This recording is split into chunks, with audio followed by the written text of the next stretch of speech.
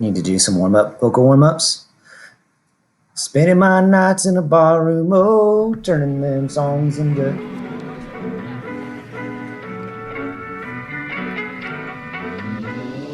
And welcome to Practical Wellness Radio. I'm your host, Ted. Coach Cody's going to join me in just a moment. And on the pod today, we're talking about things that Cody and I wish we had done differently early on in our fitness journey. And hopefully this is insightful for you guys out there listening, whether you're early in your fitness career or you've been working on it for a while. You know, this is an opportunity to take some things away from what we have learned, you know, from our experiences. And at the end, we're going to get into some cool down questions. So these are listener submitted questions that Cody and I are going to take a crack at. But whether you're on your way to work, whether you are on your way to the gym, working around the home, we are going to get things started off with a warm-up. Some of the best lessons we ever learn, we learn from our mistakes and failures. The error of the past is the wisdom and success of the future. Obviously, this quote relates to what we're going to be talking about today, and there are a million quotes out there just like it. And I think the reason for that is I think the sentiment bears repeating. And if you're like me, you've made a lot of mistakes, and you will probably continue to make a lot more in your life. But actually, for your sake, I hope you don't make as many as I have, or I will. But don't let these mistakes define you. Just be aware of them, and then let that awareness allow you to choose who you are moving forward. The only real mistake is the one we learn nothing from.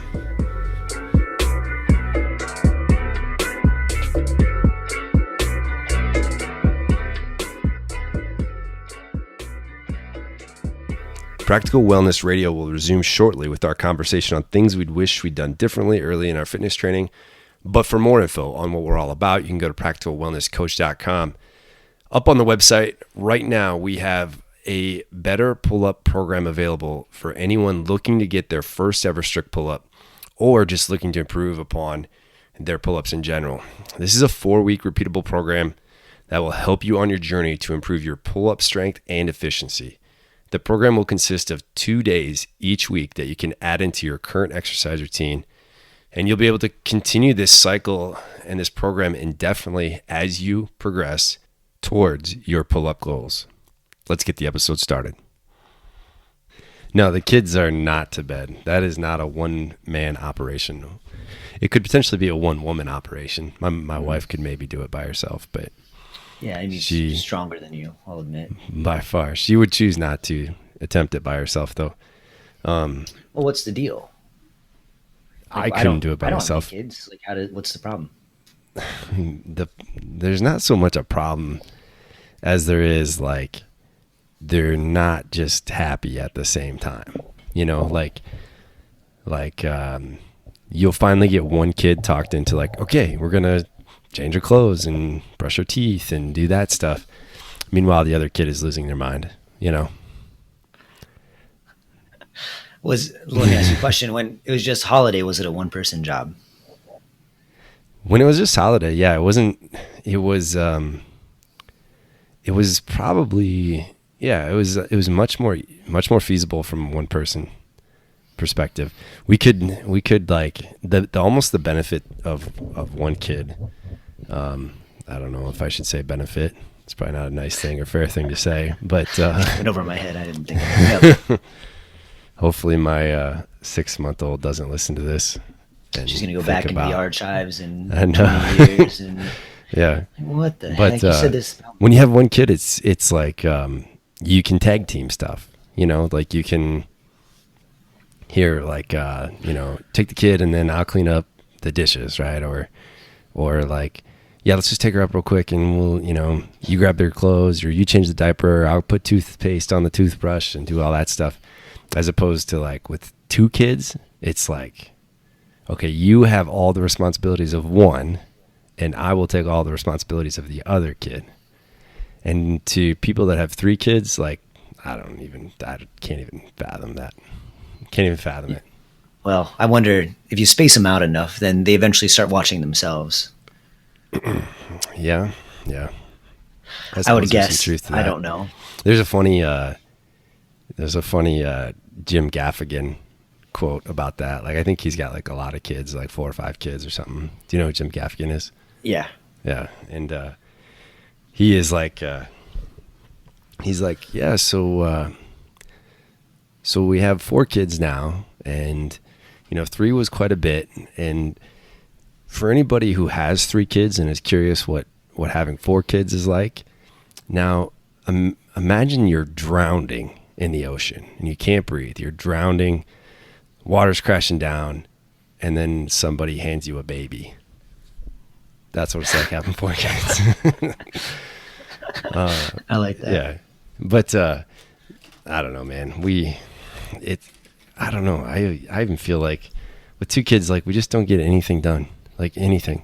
Like, everything is done at like 70% completion Like efficiency rate. Yeah. Yeah. Efficiency Completion, rate yeah. and completion. Yeah, exactly. Like, everything. Well, and I'm Like, sure they get up early yeah. too. Yeah, they do. But our kids actually aren't too bad. They, like, once they're asleep, they sleep pretty good. That's a positive. Yeah. Because it could be like it could be like staying up late, and then like, you know what, we're gonna get up early too. Where you could maybe Yeah, get they some definitely stuff have done. done that. Holiday has snuck into our room. Like, this happened at least once, maybe twice. Is that like, scary? she sneaks into our. It is. Is it like a scary moment of like you're dead asleep, and then there's like yeah, a human yeah, it's looking over you? Yeah, there's like, yeah, it's terrifying. It is, because like you're just so startled by it, so startled by it. But she's done it actually a handful Amy, of stop times. touching me. But twice she's woken up.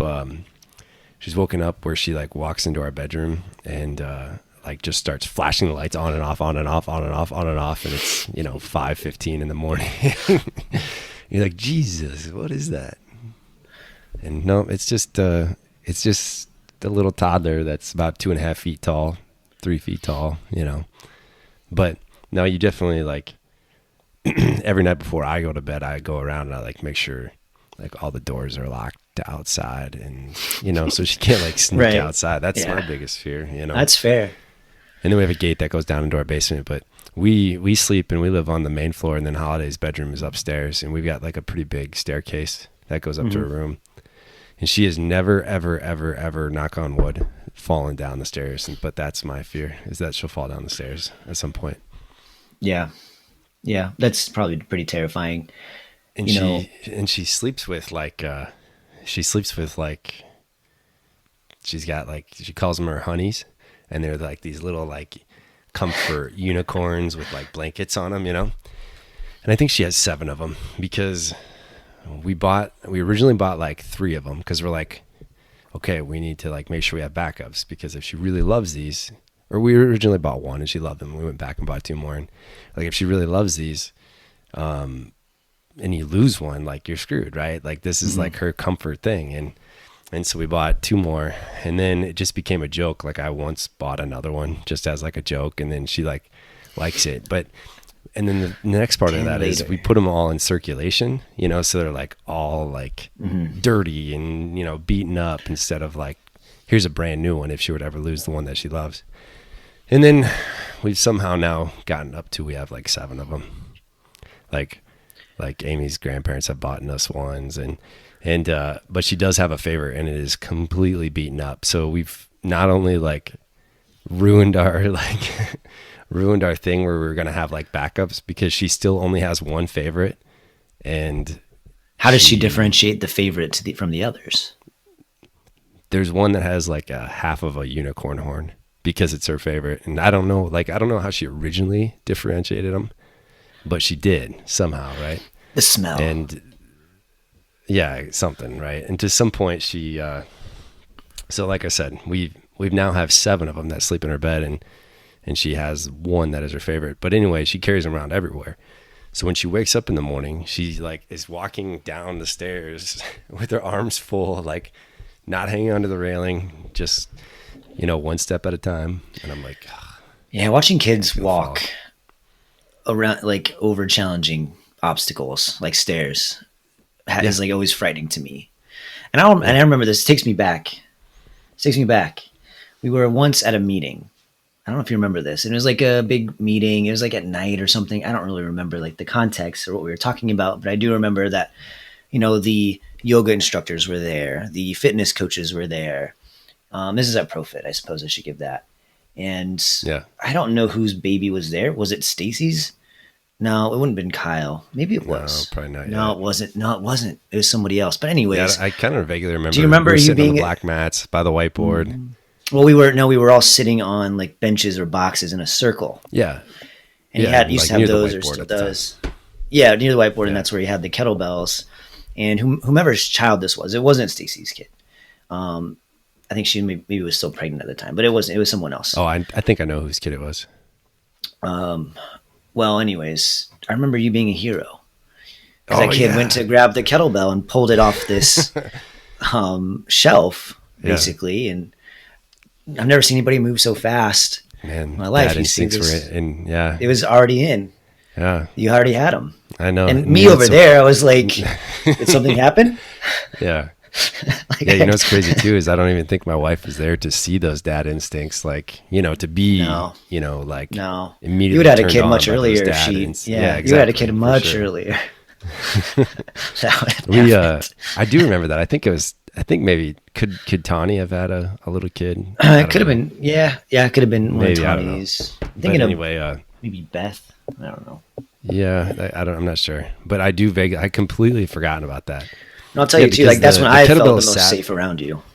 Yeah. Like I felt like from now on, I'll feel like the most safe person around Ted because I know he'll save me.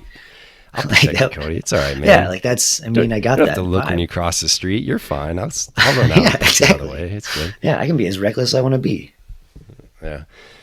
Yeah, I don't, again, knock on wood. I don't think ever, Holiday's had a couple of like things where she'd been like by herself and she's gotten kind of hurt. But she might have like one little scar on her body. She has this little scar next to her eye. She fell like climbing her grandparents' entertainment center, like TV stand. And it's completely her mom's fault. She was watching her and that's what happened. So I wasn't even around.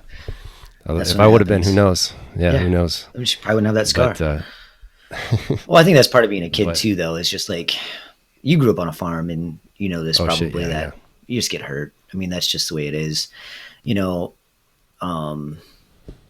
Julia's nephew like dropped a kettlebell on his foot like a couple days ago. Mm-hmm. Like he picked up a 15-pound kettlebell and it just got bruised really bad. And they thought maybe his foot was broken, but it doesn't sound like it is. Like he's been walking on it and stuff. So like it's unfortunate that stuff happens and you don't want it to happen. But I think as kids learn to navigate, the world, I remember like I touched a frying pan that was super hot, or like my mom's curling iron. You see your mom curl her hair. I'm like, cool. I have hair at this point in my life. Try it out. And like, I have a scar somewhere on here, on my head from that curling iron. Like, oh, I guess I'm not going to do that again. How long have you been without hair? How long have you had a shaved head? I believe junior year, maybe beginning of senior year. I want to say junior year, end of junior year. Are you talking high school? High school. Excuse me. Oh, really? Okay. Yeah. So like 11th grade, I was sitting in, I remember the room. I don't remember what class it was, but I sat next to a buddy and I'm just like having a bad hair day. And I was pretty self-conscious at the time because my hair was already like pretty thin. Like it just always had been thin. Really? And it was pretty long. And I hated, I was like so annoyed. Like when I would walk, it would like kind of blow, like there's a constant wind, even indoors. And it just like drove me insane. Like somebody would sneeze and your hair would like just blowing back. And I just got I was so like annoyed that day for whatever reason. And I was like, hey, this kid name was Matt. His name was Matt. I was friends with him in college as well. But I go like, do you have like clippers or something at your house? Like, what do you think? Like, should we just go home after school? Was that spontaneous? Shave my head. Yeah. Like we went to his house right after school. I didn't stop at my house. Like right there, he got his clippers or whoever, I don't know, maybe, I doubt he had the clippers, but his hair was as long as mine was. And Went to his back porch and shaded off, and his dad like showed up and like, what? And his dad was quite a bit vulgar. I won't repeat exactly what he said, but he's like, what are you guys doing? He's like, shave my head. And he's like, all right, whatever. Like, you're not my kid. He's probably terrified. He's terrified like you're a skinhead and you're influencing his son. Extreme. Well, I don't know if his dad ever had, like, I wasn't his favorite son's friend, but I went there and I did that, and maybe an hour later I went home, and I didn't tell my mom at all. I showed up with shaved head, and I don't think it looked good because I already had a bad hairline, I should say, and and then I learned to simply shave it down with a razor. Was this pre-facial hair too?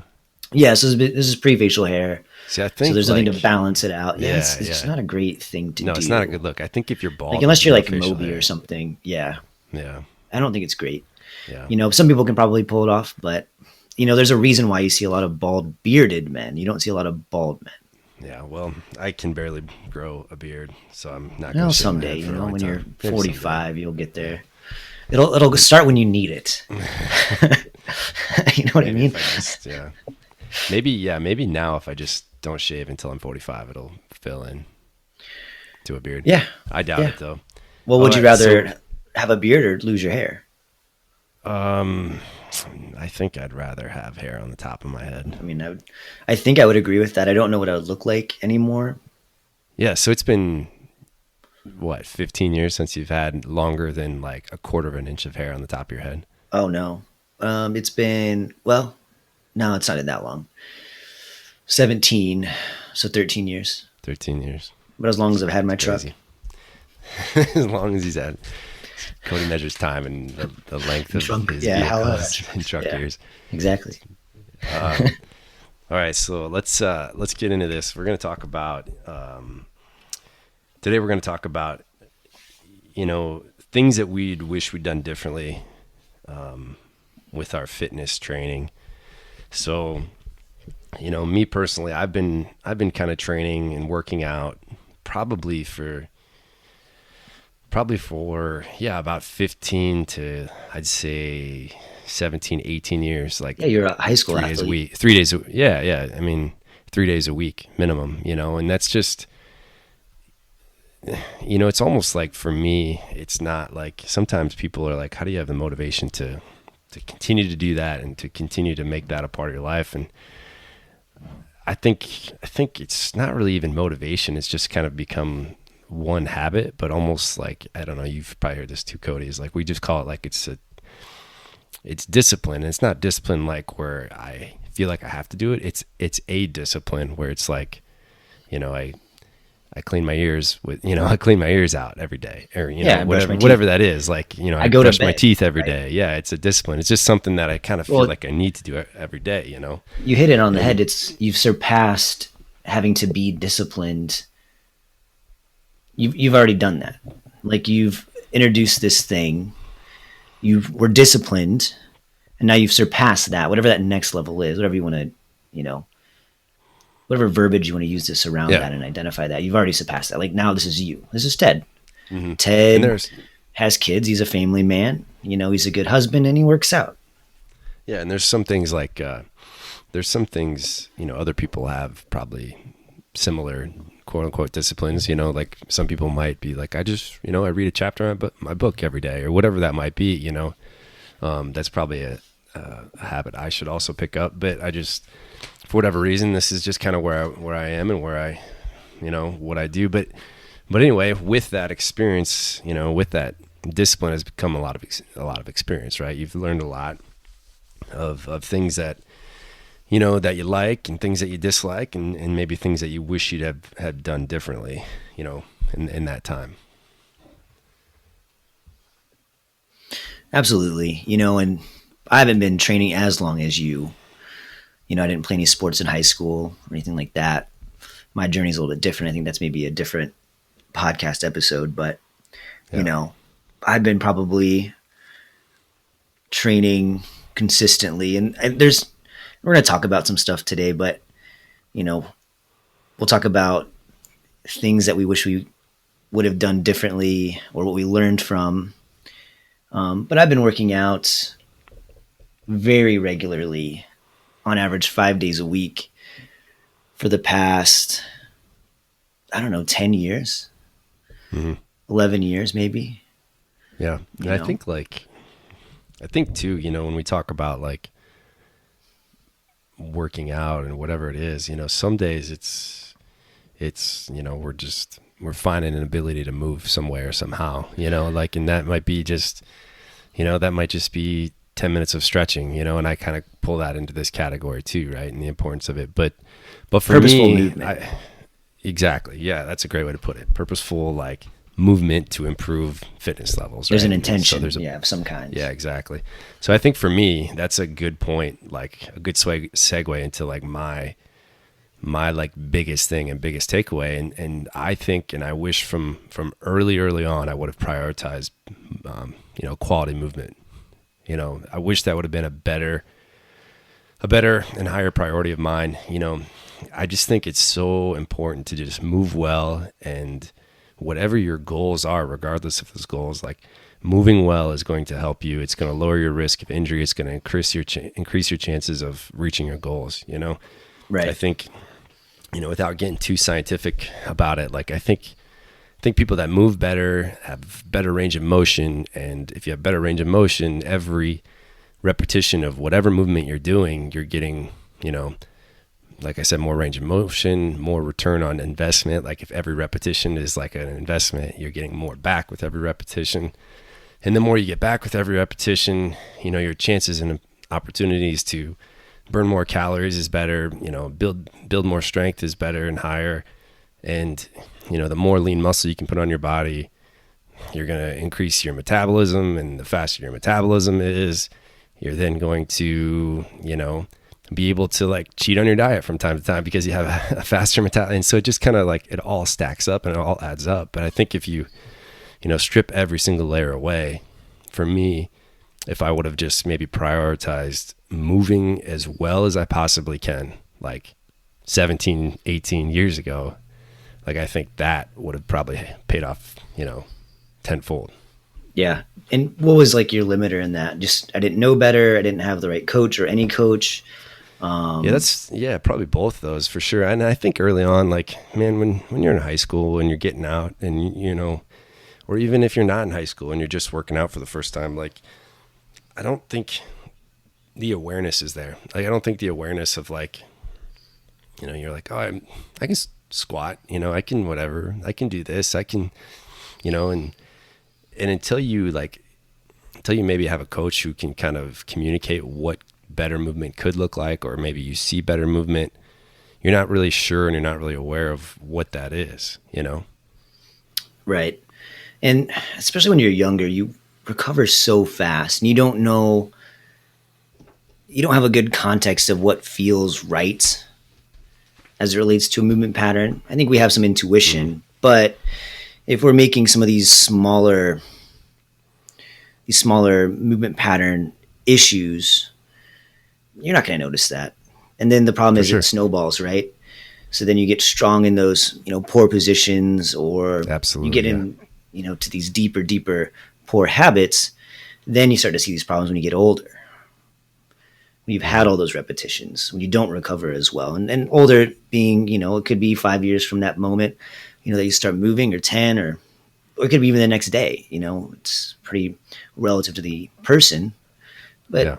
I think but I will say on the bright side, I think from my experience working with especially college-age students, general population to be specific, I've seen them progressively, and this isn't a blanket statement necessarily, but I've seen more students moving better than I did, say, 5 years ago.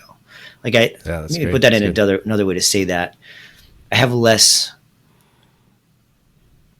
challenged students as it relates to movement than I used to, if that makes sense. Yeah, I think it does. I would say the ability levels are on average higher. And I think movement culture is more prominent than it used to be, like when you and I were in high school, in terms of I think so too.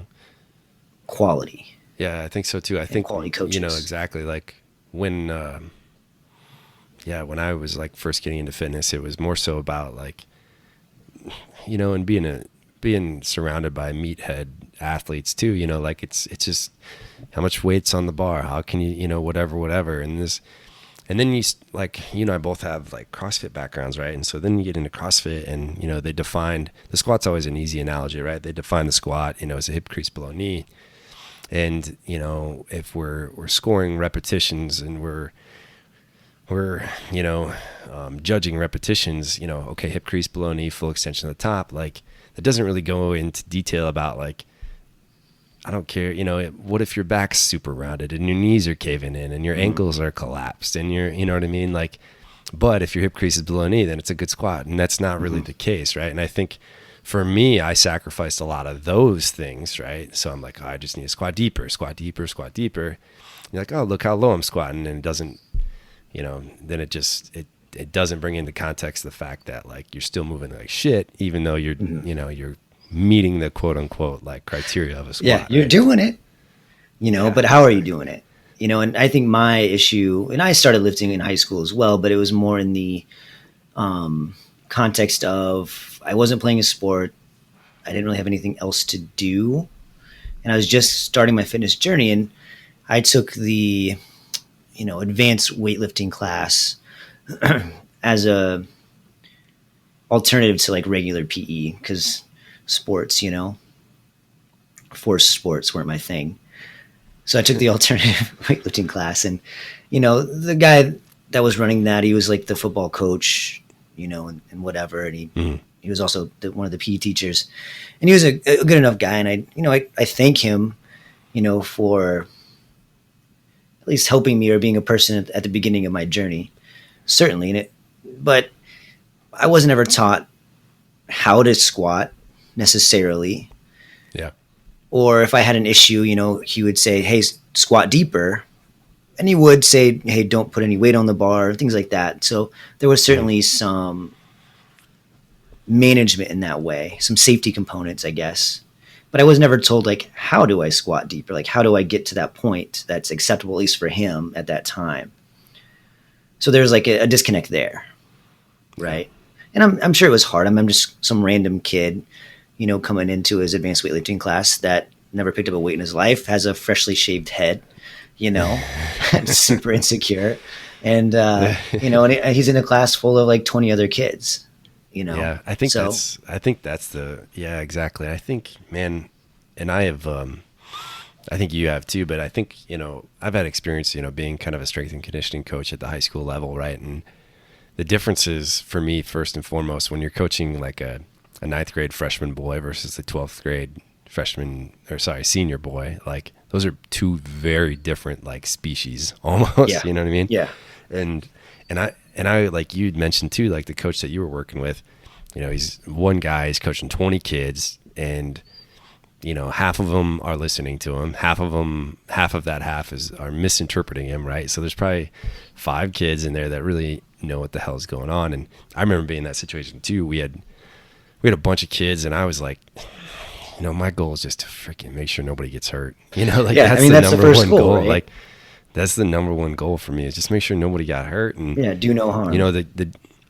And the kids that kind of got it, okay, like I'll walk over to them and under my breath, I'll be like, okay, yeah, we can go a little bit heavier. You guys are doing great. And, otherwise it was pretty much just, it was, controlled chaos at times, because I had a group of 40 kids, and it was just me, and I had an assistant at the time, but it was tough. We're pretty much just doing basic low impact stuff just to keep everybody. I will say too, from a coaching perspective, when you're working with like 9th and 10th grade boys, like just put freaking weight in their hand and they're going to get stronger too. You know what I mean? Like they're adaptive, and they're going to go home and they're going to eat a bag of chips, and it's going to just all turn into muscle somewhere, somehow. Bag of chips, a bowl of ice cream. Yeah, exactly. But, I don't know, Cody. So if you're thinking back and, you're, specifically for you, the things that you've been through, the things that you wish you'd done differently when it comes to your specific training, what, if you go back in time and tell young Cody, who just shaved his head, this is what you should do different, what would you say to him? Well, this first one that I have isn't necessarily for that particular Cody. because I don't think he was to the point where this was an issue yet. But let's fast forward to a Cody 3 years from then, or even 2 years from then, for that matter. And I would tell that Cody, hey, you need to rest more. Take a break. Yeah. Slow down. You don't have to be in the gym every day, or you don't have to like put in this intense exercise every day. Because I think that inhibited me more than it hurt me. And more importantly, it's made it a challenge for even just like present me to take rests. Because I just ingrained it into my DNA so hard to have to move every day. And by move, not, in the context of intentional, purposeful movement, but just in a way that like I have to grind myself down. Like I have to struggle. Right. And I still kind of fight that battle, and I've learned a lot, and I'm mostly successful in that, especially the last couple of years, but it took me a long time to like, hey, like just relax, like listen to your body. You're super sore today. Like just take it easy, just stretch a little bit. Like you had said earlier. Yeah. I think that's a good point too. And like you've heard it a million times, and I think a lot of people are probably aware of it too. Like, you're not building muscle while you're working out. You're damaging muscle while you're working out. Right. Like you're in theory getting weaker. The muscle, exactly. Yeah. The growth and the quote unquote gains are happening as you recover. Right. So I think the studs in the gym are the ones who probably are great at recovery. And some of it is just genetics, like people are probably badasses in the gym because they're really, really good at recovery, whether that's a genetic benefit that maybe they have, that they recover, they don't get as sore, their body holds, H2O better, whatever it is. Right. And like, I think that that is a big role too. And even for me, like due to my, certain life circumstances, like I've had, I have 2 kids, and, working out has been not as often or as intense or as, frequent or as long of sessions as it's been. And yeah, my fitness levels probably dropped a little bit, but let's say I was working out 6 days a week for an hour to an hour and a half a day, right? That's just kind of what I was doing. Let's say before I had kids. Now it's 3 to 4 times a week for 30 to 45 minutes at a time.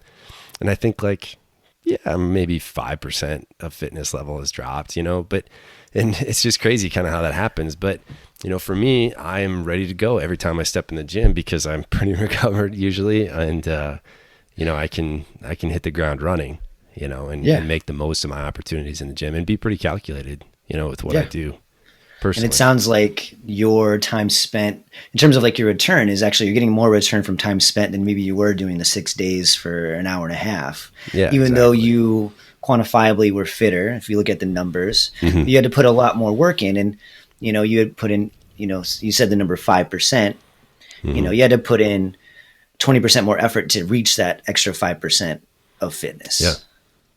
Yeah. I think, and again, I think, it's so funny we talk about this, and again, it kind of like moves into my like next point I was going to say is,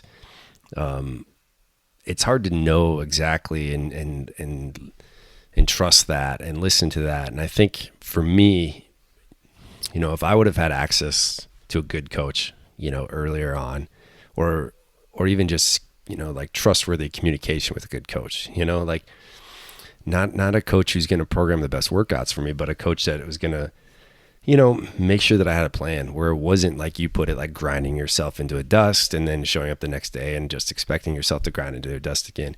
Because I remember coaching a lot of people, and it's hard to keep some people out of the gym. It's really hard to keep some people out of the gym, and I don't think that's a bad thing, because a lot of people, I think, go to the gym because it's kind of a therapeutic, opportunity for them. But there's worse places to be able to stay out of. Yeah, exactly. Yeah, exactly.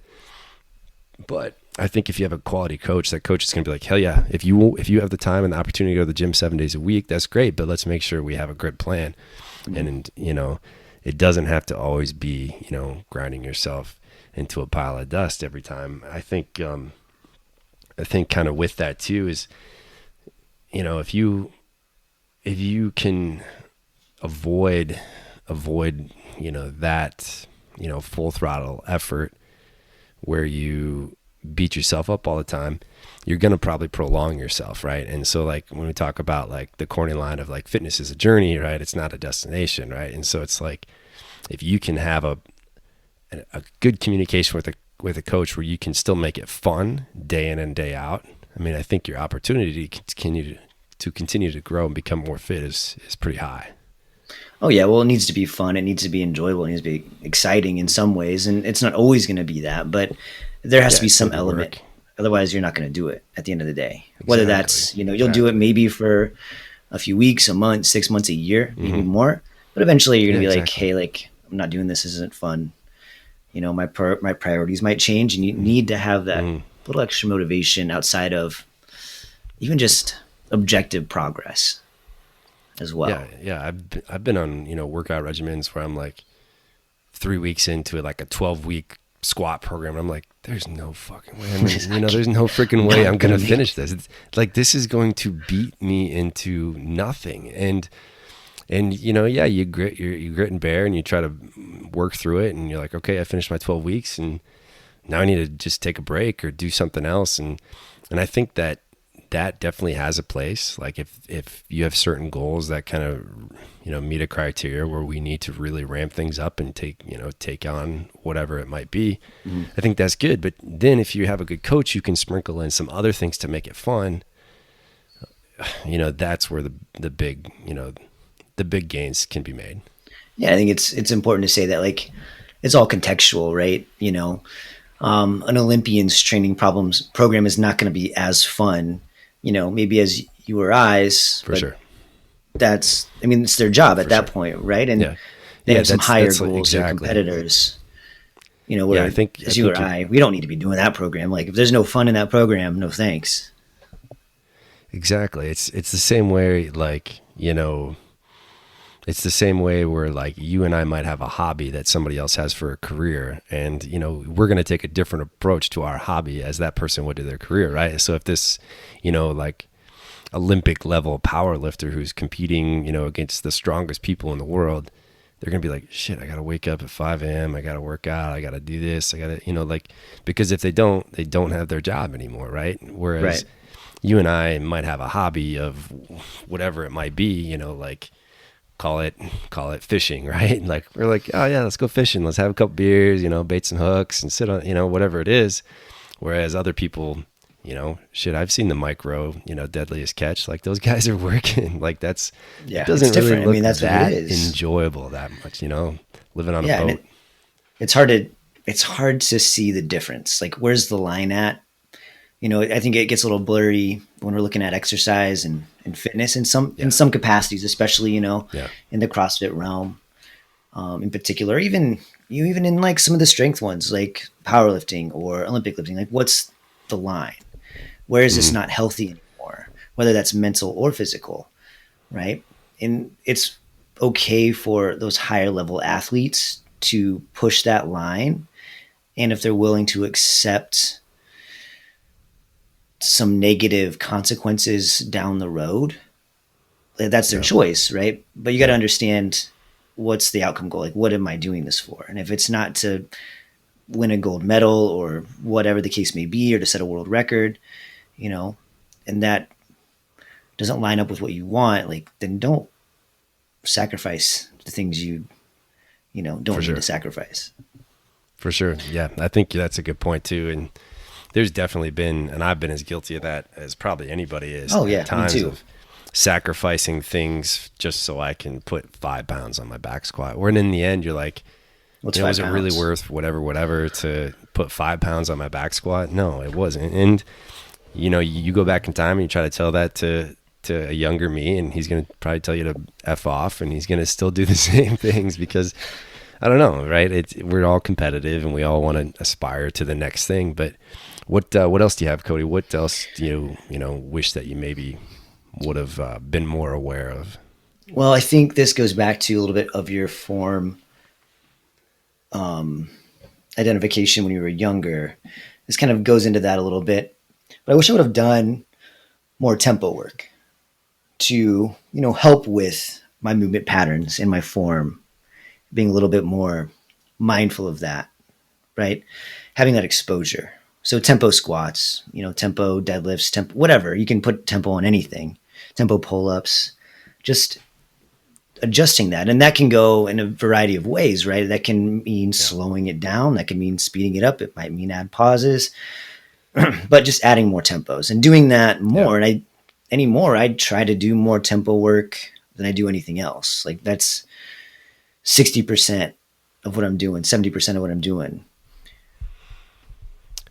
Yeah, I think, Cody knows my freaking love for tempo work. It's pretty much all I really do at this point too. And for me, it's funny how so many of these things and kind of things that you brought up, things that I brought up, how they kind of tie in with each other. But anyway, like the form and the tempo and, the tempo has given me an opportunity. I do tempo every single day. Every single day I do a tempo. Yeah, I would say you probably do it even more than I do.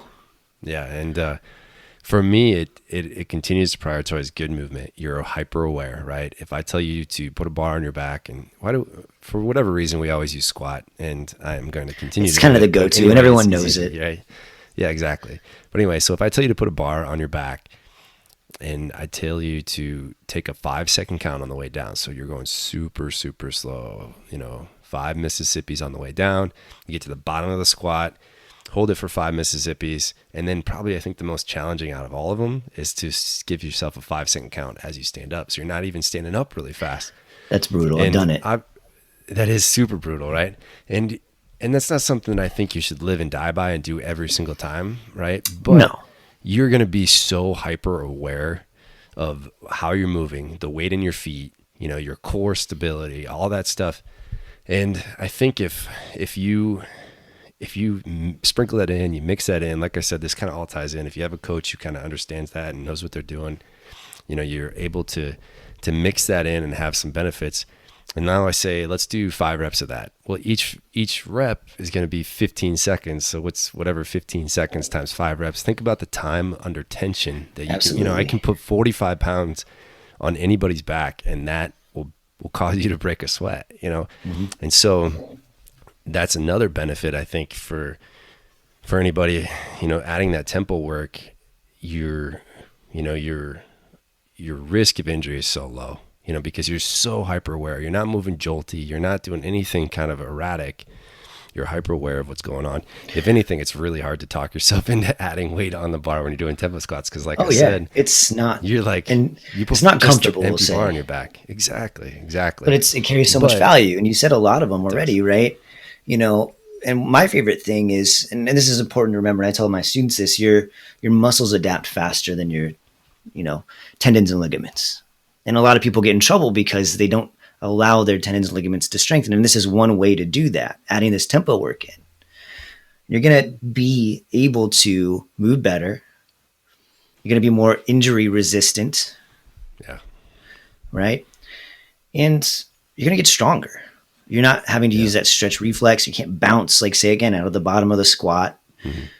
Right? And that carries a lot of weight, no pun intended, for years to come. And if you can get strong doing tempo work, you're just a strong person. For sure. I think we as humans always have the ability to speed things up too, right? I mean, I think if you train at a tempo and you train under control, and I tell you, okay, now we're going to go for it. Let's see how fast you can move. You'll always be able to kind of amp it up and move into that next gear. But yeah, so exactly. I think like I said, I could talk the whole podcast on how much I love tempo work, right? But we'll put a pin in it, because I think we'll put a pin in it for another podcast, because I think there's more to say. And I think that we talked about tempo work more in the relation of like slowing things down, but you can, quantify tempo work as speeding things up too, as you're kind of starting to allude to as well. But let's put a pin in it. What was your next one? Yeah. So, the last real big one that I wanted to touch on is, setting specific goals, right? Like, I think sometimes our goal setting is too broad. It's too broad. It's like, it's hard to, and I'm not telling you to like, set small goals, right? Like you can still set big goals, but if your goals are too broad, like, owning the gym and having new members come in, and people would always be like, oh, I just, I want to get a little fitter, like, and it's a tough thing for me. And it was a tough thing for me at times to be able to be like, to continue to poke back and be like, well, what does that mean to you? Right. Cause it could mean a very different thing to you as it does to them, as it does to her, as it does to him. And so I think setting very specific goals, right? And so if somebody wants to be like, I want to be able to do 10 unbroken pull-ups. I want to be, that's my goal. And so I was like, yeah, that is a pretty specific goal, but what's our time frame look like? What are we looking at? How many pull-ups can you do now? Oh, I can do 1. Oh, interesting. Okay. So you can do 1 now. Let's break this down into a more attainable, more achievable goal. And they're like, oh, well, my shoulder kind of hurts here sometimes too. Okay. So what's the, like maybe our number one issue is doing a bunch of prehab work and figuring out why your shoulder hurts all the time. So then we can really then dive into like an upper body pulling strength program where we can make you better at pull-ups. And so I think the next benefit to having like super specific goals is you're probably going to reach them. So if our number one goal is like, let's figure out how to get your shoulder healthy. And once we get this shoulder healthy, then we're like, okay, now we can move on, right? As opposed to having all these setbacks when this big overarching goal of getting 10 unbroken pull-ups is it's a big goal so far down in the that road. context. Yeah. And you're alluding to like this idea of process goals. So you focus more on the process as opposed to the outcome, right? And people don't realize you need to do that. Like they do set these big, huge goals. You're 9 pull-ups away, and we have to navigate pain as well. That's going to be very hard for you to achieve, right? So let's take a step back. Let's figure out why you're having pain first, so we can actually work on the pull-ups and not, again, this goes back to not creating any more damage. So that quality movement, right, that we talked about earlier. And then go from there. And does that look like, hey, I need you to do these shoulder, prehab drills, these exercises to help with this, so on and so forth, like on Monday, Wednesday, Friday for this long, right? So now they have this process, and then you measure that progress of, in this case, pain. Okay, pain's gone, right? We probably need to keep doing some of that, prehab work to maintain the non-pain, right, in this situation. And then, hey, we got 1 pull-up, then going from there. And what does that process look like? How do we get to 2 pull-ups? How do we get to 3? And be able to navigate that, which is challenging, and it takes some time, and it puts a lot of that ownership on the athlete or member as well, which can be a bit of a roadblock sometimes, right? But I agree completely. Yeah. People need to have these goals. And, especially as I have been programming more for the individual. And this is me, not personal training, but just programming. I'm like, hey, what are your goals? And then people just say, hey, I want to get fitter, or I want to stay healthy, which is fine. I respect that. Absolutely. Yeah. But I found that is more challenging for me to program than someone that has something more specific. Yeah, no, I agree wholeheartedly. And that does kind of, my second and third kind of points that I brought up today kind of, if you can communicate, my second point was, again, having good communication with a coach, right? And so this third point being of like setting specific goals, like if I felt like if I would have been able to, set more specific goals, I would have been able to probably achieve more, Sure. I just really would have. And, cause it gives you that little rabbit to chase that you can catch, as opposed to, the one that's so far out there, you have to like, well, it gives you more motivation to get too. There. It does. And if it gives you, and if you have that motivation, then you're more likely to show up and, attack it and even move on to the next specific goal. If like, hey, my goal is to deadlift X amount of weight in this time frame even, right? When that deadlift day comes around, you're going to put more energy and effort into that. You're going to be more mindful and more present, as opposed to it just being another workout. It's just a workout. I'll get through it. I'll put more effort into the one tomorrow. Right. And then that just becomes your mentality every day. Whereas if, hey, like this is my goal, this is my very specific goal, whatever that may be, I'm going to put more effort in. I'm going to get more return out of that. And it even goes into the context of, hey, like today's a rest day. I need to rest so I can put more energy into that next training day. Yeah. Yeah, absolutely. And then you're going to stick with that program longer. And I've had clients in the past not have like these specific goals, and gosh, it's so hard for them to stay on long term because there's no For sure. really intrinsic motivation outside of, hey, let me just sweat and work out, which again is fine, but you know, Which if you're having we need to trouble, do, and everybody, yeah, absolutely, it's fine, but especially if you're not, and we kind of talked about this at the very beginning, if you're not past the point of discipline where this is a lifestyle, you're gonna have a hard time staying consistent. For sure. And that's why I think too, having a good coach, having somebody who can, you know, sometimes you might walk in and I know you've experienced this, Cody, too. Somebody will walk into the gym and they'll be like, hey, I know that I'm supposed to work out. It's something that people are supposed to do. I know I probably need to lose 10 pounds. Show me what to do. You know what I mean? And then, you know, those people, yeah, they're great and they're awesome. You know, like they help keep the lights on when you're running a gym. But then it's maybe up to you as a coach to communicate different things to it. Like, hey, you know, what excites you? What do you, you know, Yeah. you know, do you want to look better in the mirror? Do you want to, whatever that might be, right? And so, okay, I'll help you do it, and let's move on, and let's figure out a way to get there. And I'll say if you don't do that with those individuals, you won't see them for very long either. And that's, again, that's on the coach in a lot of ways. I mean, that's on the coach putting that ownership on that particular person. Yeah. Right, and asking those questions and guiding them. But yeah, if you don't do that, again, adherence is usually pretty low. For sure. 100%. Yeah. I think that, again, that's a topic too. I mean, that is a topic that we could spend a lot of time on. In fact, I always wanted to get to a point, you know, when I ran my gym, you know, where each member could be partnered up with like a coach, or, you know, in our gym.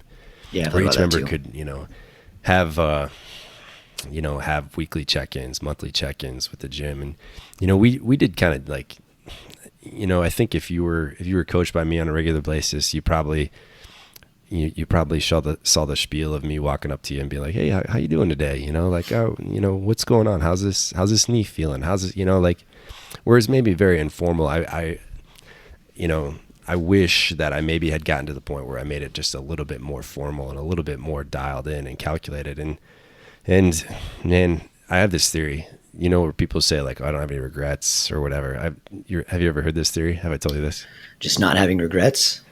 Yeah. So anyway, so like people that say that they don't have any regrets are full of shit. They are so I haven't full heard of shit. this. Like how? Yes. No, I mean, you've heard people say like, oh, I don't regret anything. I have no Yeah, regrets. I've heard that. I have no regrets. So I always say that's just like the kid or the guy. It's often a guy who says like, who wears shorts in the winter and is like, yeah, man, my legs don't get cold. I'm not cold. You know what I mean? Like no, your legs get cold. You're maybe not quite as affected by it, or you're trying to be tough, or you're trying to put on a face, or whatever you're doing. But I know your legs get cold. And just like the person who's like, nope, no regrets. Don't regret a thing. Don't regret a thing. Yes, I know you have regrets. You have to have regrets. But you're just maybe better at like not showing them or not carrying them. Anyway, that's my little theory on that. Anyway, on a tangent. But Cody, Well, I like. Go ahead, give it to me. Yeah, I was just gonna say. Ask me. Do you have anything to add to that? Do you have any maybe last thing that you want to mention to? Yeah, I do. Something that. Yeah. I do, as it happens. My last one, again, it's more movement based in terms of like quality, similar to how the tempos were. I wish I would have done more tempos. I wish I would have also done more single leg unilateral work, to be more specific, or rotational work, kind of in that same basket. So rotating and moving limbs individual from one another, right? Loading one side of my body. That's something that I've found pays more dividends than anything else. Yeah. Both in terms of how I feel, like in terms of strength and functionality. I don't get as beaten down as I usually do if I'm not working on those things. And if that's not a big part of my program, I usually have issues, whether that's hip pain, shoulder pain. I just feel better and I feel stronger, and I see that transfer a lot more effectively to other things. Yeah. No, I think that is a very specific, and, you know, like things that I kind of mentioned, I felt like were, you know, like kind of overarching but I like that. I like how specific this is because a couple of reasons, right? So you're talking about like, very specific movements, rotational movements, single leg movements, single arm movements, unilateral movements, right? And I think number one, if you were to go to like a sports specific like strength and conditioning program, they're all doing like lunges or one arm presses or like side lunges or rotational med ball throws. And it's all the things that you just mentioned, right? And I think that's super valuable and super powerful. Like when we did, and earlier in this podcast, we talked about when I ran my strength and conditioning program, I handed kids kettlebells, I handed kids dumbbells, and we were going to press them. We're going to lunge and we're going to do a staggered stance RDL with them. And I think that stuff is so valuable because we all have dominant legs, dominant hands, whatever. And so you're going to be a little bit stronger in one side, a little bit weaker on one side. And I think if you can balance that out, it leads to my second point, you see a lot like, so let's say strength and conditioning. And then the second one would be like, if you go into a PT's office, like physical therapy, everything that they're doing is also unilateral stuff. Even when it comes to the shoulder, like, they're taking bands and they're twisting with the band, and that's rotation even in the shoulder, let alone, I think you may be alluding to like the torso, like rotations and stuff, but it's so powerful. And it's like you had said, like you're reaping the rewards, I think, at another level by doing that unilateral stuff. Oh yeah. And if you still want to do those bilateral movements, it's going to drive those even further. You're going to have a higher ceiling for those, right? And you can think of this, and I use this analogy a lot, but you can think of this like as the, base of your pyramid, right? Being strong through individual limbs will just give you a higher pyramid right at the end of the day. How tall is a pyramid? It's as wide as its base. Yeah, there you go. You almost got me. No, yeah. It's getting a little late here, right? Yeah. But absolutely. And I think especially people starting out, they don't do those things enough. Yeah. Like, give me a high quality lunge. Give me a weighted lunge. Give me a lateral lunge. Lunge all over the room. You should be able to do that before really anything else as it relates to a back squat or even a deadlift.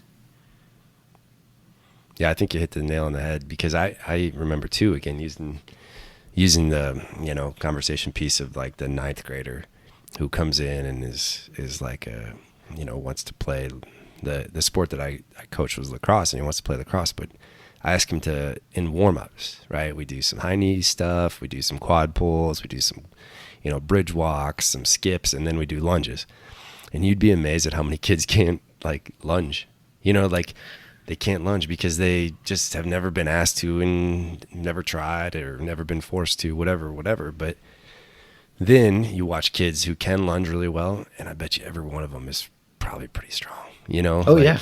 And there's a positive correlation. Personally, yeah, exactly. Even for me personally, I had kind of a minor back injury that was kind of then turned into chronic. And so I really struggled to squat, right, for probably close to a year. So I did a lot of lunges because I was like, I need to, I want to improve my leg strength, lower body strength. And so I did a lot of lunges. And eventually, my back started to feel better. And then another instance, I broke my ankle one time, and, I just did not have the dorsiflexion to get into a squat, right? And so I still could kind of lunge, keeping, my ankle in a fixed position, and I didn't see any drop off in my squat. I went like almost a year was squatting like 3 times in a year, and just because I was lunging, and I remember was that. able to maintain and still get maybe even a little stronger. So I think you're great. I think that's a great point. Yeah. And, going along with all that, and you touched on this already, but I think it's worth saying again, and maybe a little bit louder, we don't, day to day or even in sport, we rarely, I should say, move bilaterally. It's always steps. It's always this unilateral based movement. So if we're thinking about both performance as well as health, it should be a priority. Yeah, absolutely. Well, that's great, man. Do you have any last points? Do you want to maybe we should just kind of go through one more time real quick. For me, I've got 3 big ones that I want to. Yeah, go ahead and shoot them off again one more time.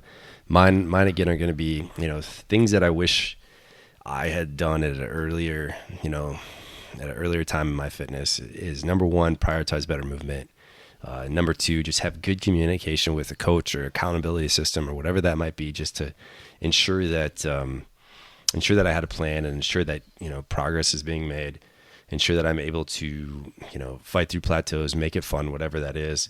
And then the third one for me was setting specific and attainable goals. Like attainable goals that you're going to reach, and it's going to kind of fuel the fire to continue to move on. What were yours, Cody? I'm happy we had 3 different ones because we didn't plan this out ahead of time. We didn't share these. Yeah. So my 3 were resting. So just making sure that I rest more, within the context of whatever I'm doing. And then working on tempos, whether that's slowing down or speeding up purposefully with intention.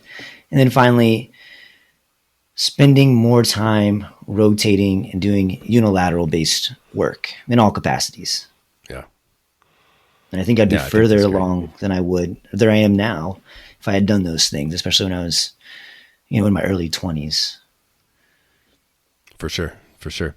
No, I think those are great. And I think that, if there's somebody out there listening to this, and, I think it's important to note too, whether you are new, these are great things to kind of put into perspective and make sure that you're kind of taking advantage of and learning some lessons, that we hopefully can provide.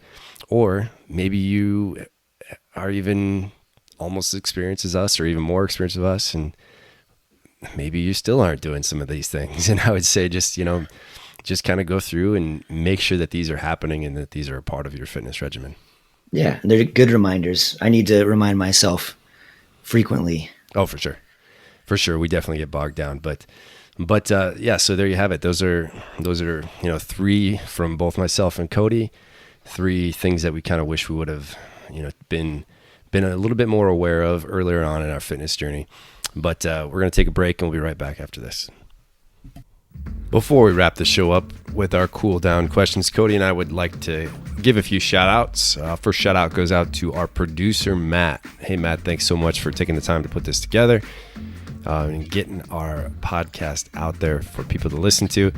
Second shout out goes to you, the listener. Thanks so much for taking the time to give us a shot, give us a listen. I know that in today's world, there are so many different things competing for our attention. The fact that somebody's going to actually listen to this and have any care whatsoever on what we have to say means a lot to us. But please take the time to rate, review, subscribe to Practical Wellness Radio. All right, wrapping things up here with our cool down question segment. If you guys have any questions that you'd like us to answer, feel free to hit us up. You can shoot us an email at info@practicalwellnesscoach.com. Today's question is from Wendy. All right, Cody, she says, she asks, how much water do I need to drink? And what's more important, exercise or diet? So I think maybe let's hit that first question first. How much water do we need to drink? Well, I think it's a good question. And I think there's a lot that goes into it, but we can kind of simplify it. But before we do that, let's maybe think about why water is important. I think we don't think about it enough. It's kind of on the back burner for a lot of other things. So let's attack that first. We'll just do a little list here. First thing, dissolves and transports substances within our body, starts chemical reactions, lubricates and cushions tissues, regulates our temperature, and then provides us these essential minerals. Now, going back to the idea of how much, well, there's a lot of context here. Are you a big person? Are you a small person? What's our environment like? For example, is it warmer out? Is it the middle of summer and it's 100 degrees? Or is it, in the thick of winter? That's going to matter. Now, going along with that, is it humid out? Is the air drier? If it's drier out, you're going to need more water. Are you eating salty foods? You need more water. Are you consuming alcohol? You'll need more water. Are you sweating and having even purposeful exercise, need more water. So there's a lot that goes into that. So we'll really simplify this and just say that in terms of dedicated water consumption, so not considering water that you take in through food consumption, dedicated water consumption, our baseline is going to be about 8 cups a day for the average person. 8 cups a day for the average person.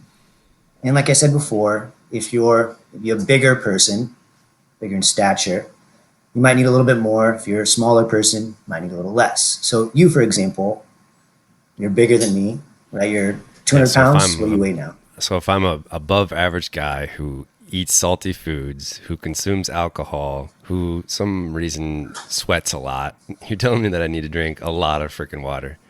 Yeah, well, you're going to need to drink more than me, who is the average size of a man from the, what did I say, 1960s, and doesn't consume alcohol, and or at least right now doesn't sweat that much. I'm working out in a 20-degree garage. You're going to need more water than me. Yeah, that's what I'm saying. Yeah, that's good. And I think it is day to day, right? And that's kind of the thing that you were kind of alluding to, right? It's not like, here, drink this much and you'll be good, right? It depends on what your diet's like, what your alcohol consumption's like, what your fitness activity level looks like. And I think one of the things that like I've heard, and you can tell me if this is, myth busting or whatever, but like a lot of times they say if you're thirsty, it's like you're way past the point of needing to drink more water. Like we should be kind of preemptively consuming water before we're thirsty, right? Yeah, I would definitely say there's some truth to that. But obviously, like, use your cues as, a reason to take action. If you're feeling thirsty, go get some water. If you're feeling, hungry, and again, this is contextual, and maybe you need to eat. Your body's telling you something, you should listen to it. But yeah, and I think even kind of segueing a little bit, what are some maybe strategies you use to consume more water? Yeah, for me, I know like when I'm on my game and I was making this a big priority, I would do the bro thing of carrying a gallon jug of water around, right? It was 128 ounces a gallon. Yeah, right. But I just knew if I saw that. Did you write your name on it? I did, yeah, for sure. I didn't get it confused. Okay. Yeah. With all the other bros out there, don't mix water jugs. There's a lot of bro Teds out there. No, but yeah. And anyway, like I just knew if I saw this giant jug of water like sitting next to me for most of the day, like I would be like, oh, it's a priority. I should drink some more water. So that, exactly, it's broy, call it douchey if you will, but like I knew that if I had a giant jug of water, like I said, my chances for consuming more water are definitely higher, right? As opposed to if I didn't have it. Another little thing that I did is I'd mark little tabs on the side of the jug, just real small and permanent marker. And I'd have like, kind of goals throughout the day. Like this is how much water I wanted to have by noon. This is how much water I wanted to, consume by 5. And I'd always try to be finished with it by like 7:30, 8 o'clock at night. Just because if I chugged it all at like 9 o'clock, 10 o'clock, I knew I'd be getting up to pee multiple times during the night. Now, if you're somebody, I think that maybe you are well aware that you're very much on the low side of consuming water and not getting enough water, I would say, don't feel like you need to start rushing into like gallons of water tomorrow. Like I think sometimes people are diving both feet into it, drinking all this water, and it can have some negative effects too, right? It can have some washout effects. You can disturb some sleep with it. Like I said, if you're getting up to pee a lot during the night. But I think water definitely plays a role. What you mentioned, it starts some chemical reactions. Water does, right? What are some of those reactions? I think sometimes if somebody was more aware of like what exactly it's doing, what could they do, or what reactions does it start that might benefit an individual? Well, I think before we get into any of that, and I don't want to dive into this too much, I think it's maybe beyond our scope a little bit, but I think it's worth mentioning that you can drink too much water. Yeah. Right. And one easy way to monitor that is your urine color, right? It's a pretty classic thing to do. Right? If our urine color is too dark, we're probably dehydrated. If it's too light, which it can be. And I remember when I was in college, I would definitely drink a lot of water. I never did the jug thing, Oh, but come on. I never did it. But I would be peeing constantly almost, and then it would be like super clear, right? And that can have a bit of a problem as well, and that's called hyponatremia, and that can be a big issue. You can look that up on your own. But I think, and I don't want to cut us short here, but we're already at 8 minutes. I want to get to this other part of the question. Maybe we'll put a pin on the water discussion for another podcast in terms of functions, if that's all right with you, Ted. No, I think that's great. And I think too, I've seen there's water calculators out there and stuff that you can kind of enter, your fitness level, your fitness activity, your weight, your, other items. And it can kind of give you at least a rough place to start, right? At least give you kind of a goal to, towards your water consumption. But yeah, you're right. So here's the second part of Wendy's question is, what's more important, exercise or diet? And that, again, it's always contextual, right? I would say, and this is my thought and my kind of philosophy in terms of what should I prioritize first as it relates to my health and wellness. The first is sleep. Am I getting enough sleep for my needs? The next is food consumption and nutrition. Then the third would be exercise. And again, this is contextual, but I think it's probably a good rule of thumb to follow for everybody.